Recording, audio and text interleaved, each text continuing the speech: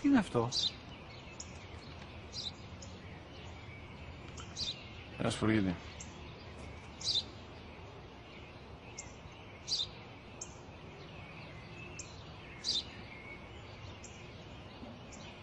Τι είναι αυτό? Μόλις τώρα στο πατέρα, σπουργίτη είναι.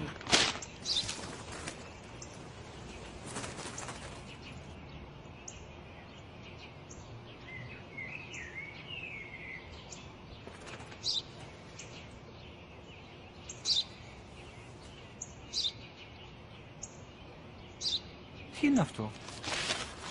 Ένα σπουργίτη είναι, πατέρα. Ένα σπουργίτη.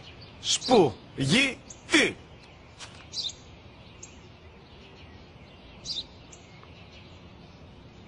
Τι είναι αυτό? Γιατί το κάνεις αυτό το πράγμα, μπορείς να μου πεις? Τόσες φορές σου είπα, είναι ένα σπουργίτη! Δεν το καταλαβαίνεις!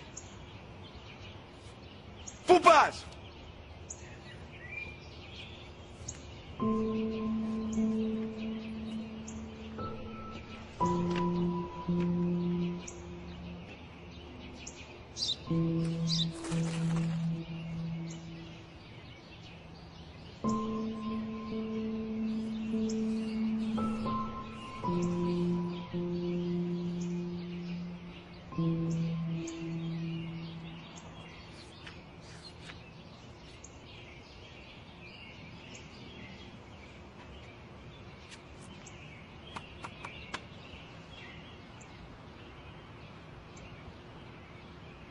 Δυνατά.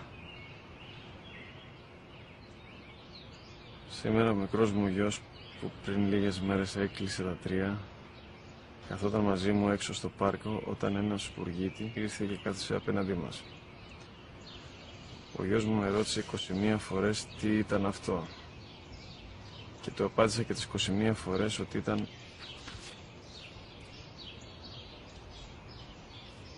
ένα σπουργίτη.